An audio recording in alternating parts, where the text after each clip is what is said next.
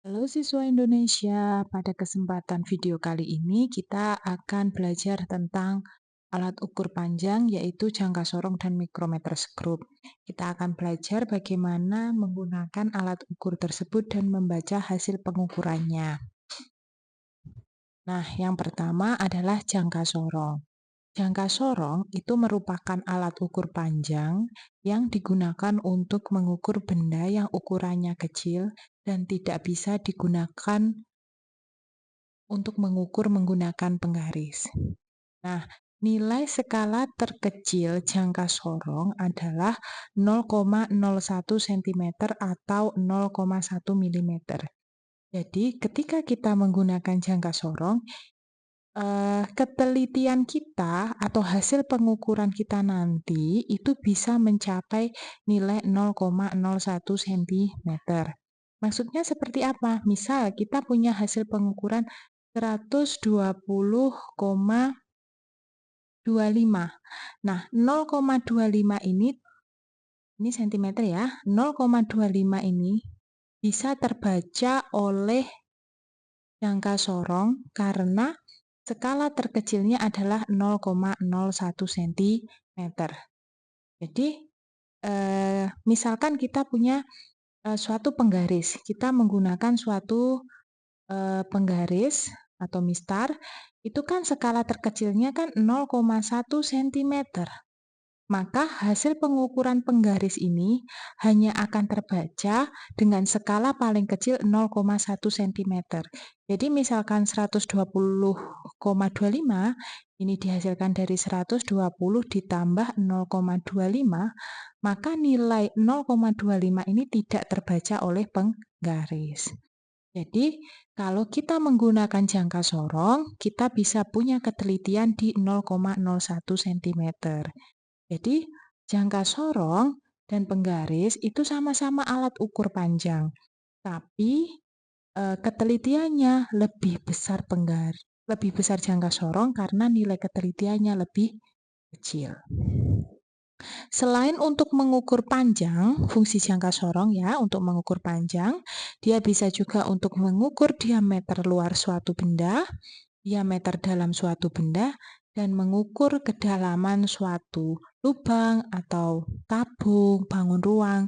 Jadi kita bisa gunakan untuk mengukur kedalamannya. Oke, sekarang bagian-bagian dari jangka sorong.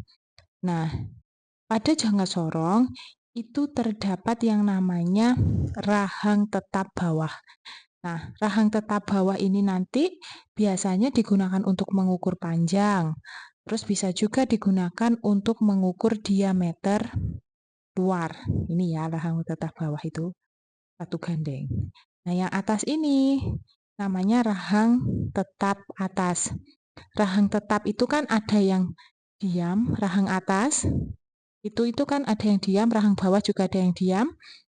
Nah, ada yang disebut rahang sorong. Rahang atas sorong atau rahang sorong atas dan rahang sorong bawah.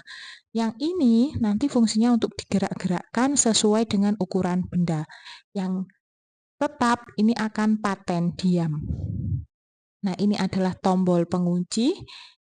Kemudian skala yang di atas, garis yang di atas ini, garis-garis yang di atas ini, yang sebelah atas ini adalah skala utama, dan garis yang di bawahnya ini, skala-skala yang bawah ini adalah skala Nonius. Nah, ini adalah tangkai ukur yang digunakan untuk mengukur kedalaman benda. Oke, kita pelajari lebih lanjut cara mengukurnya.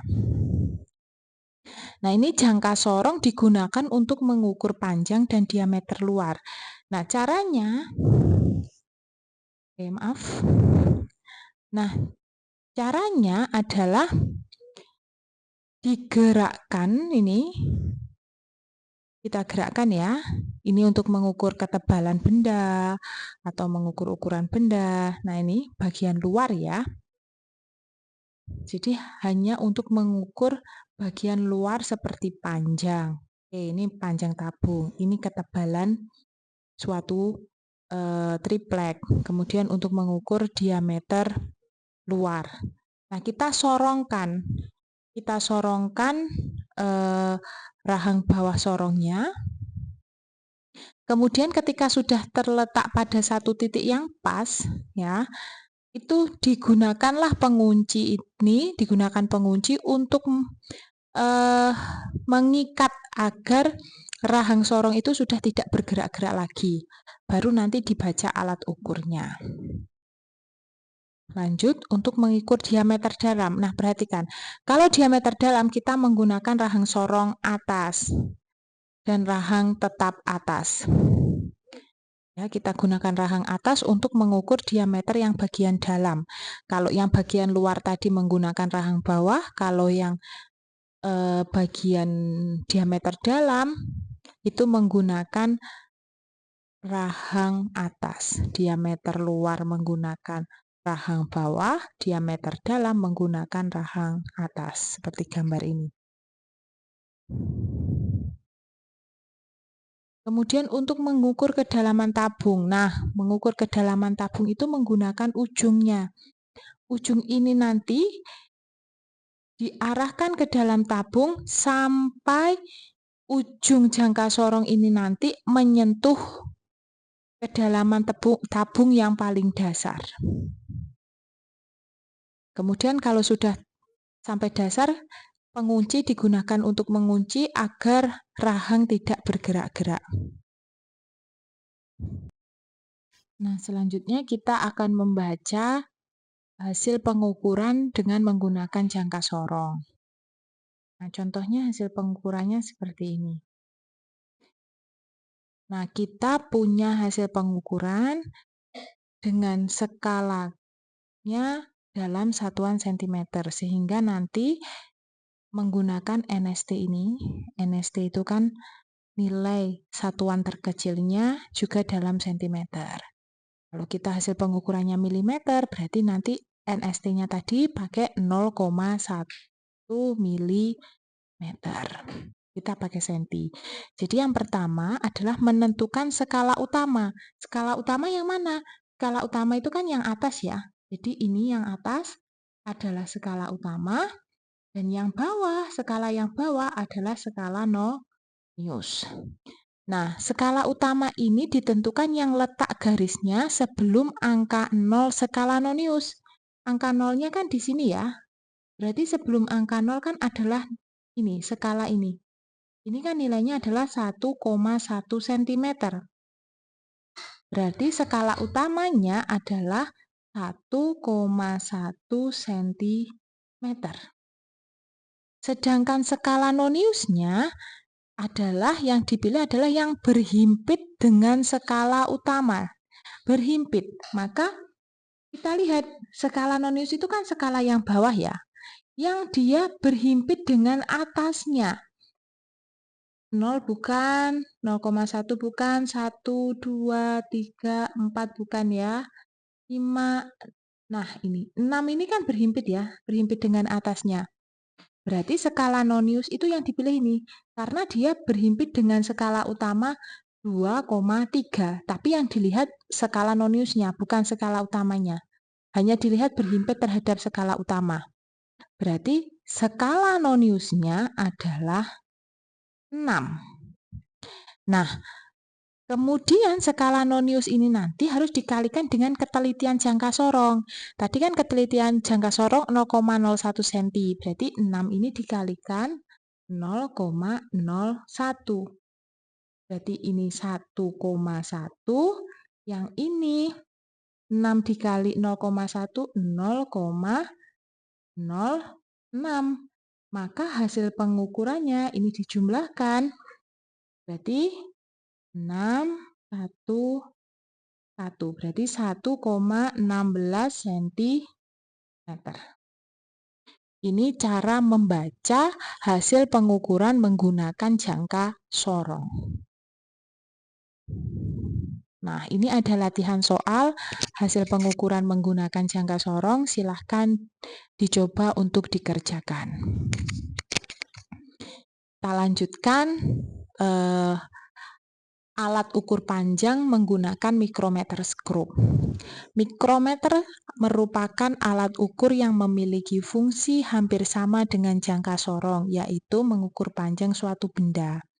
Namun, jika dilihat dari tingkat ketelitian antara kedua alat tersebut, mikrometer skrup memiliki tingkat ketelitian yang lebih tinggi, yaitu 10 kali lebih akurat. Nah, berarti kalau kita mengukur sesuatu yang lebih tipis, sesuatu yang lebih pendek, sesuatu yang butuh ketelitian yang lebih dibandingkan penggaris dan jangka sorong, maka kita bisa menggunakan mikrometer skrup.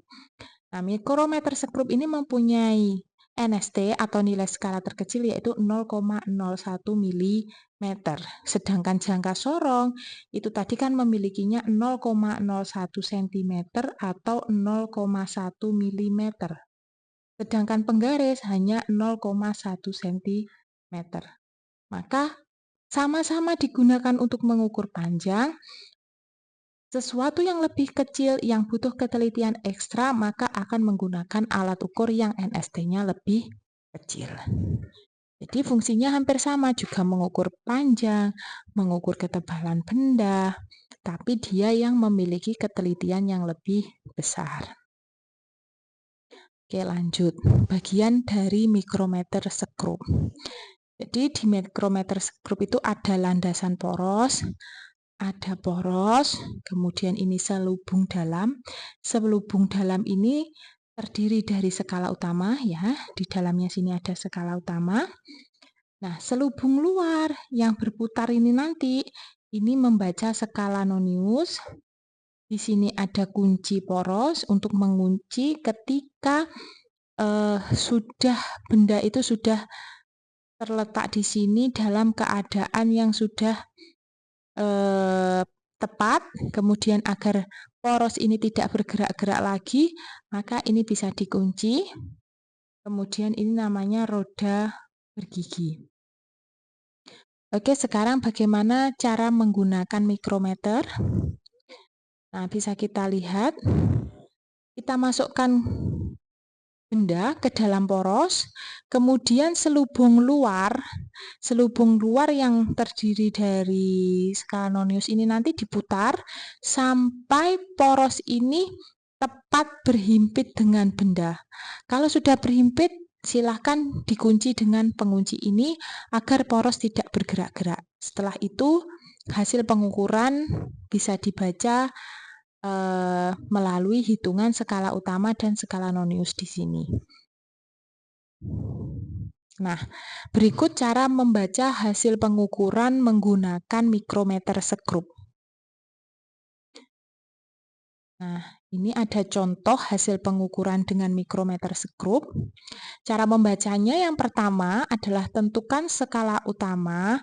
Nah, ini mohon maaf ada kesalahan ya, ini satuannya bukan senti, tapi milimeter. Yang letak garisnya tepat sebelum garis selubung luar skala nonius.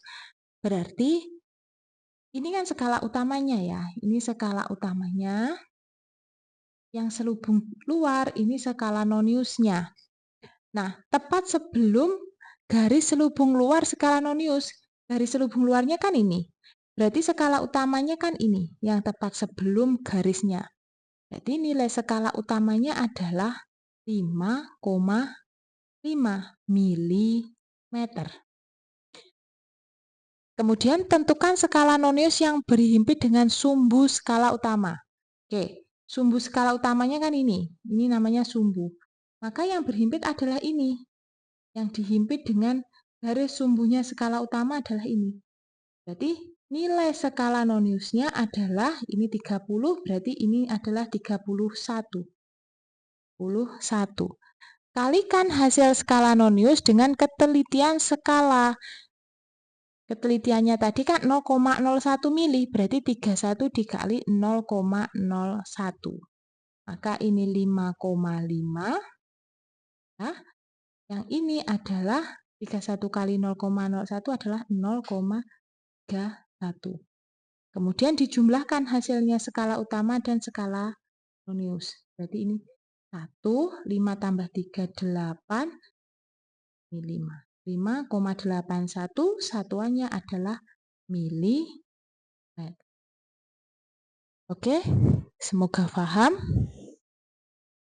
Nah, ini ada latihan soal tentang cara membaca hasil pengukuran dari mikrometer sekrup. Silahkan dicoba dikerjakan. Semoga kalian paham tentang pengukuran menggunakan jangka sorong dan mikrometer skrup dan bagaimana cara membaca hasil pengukurannya. Oke, sampai jumpa dan terima kasih.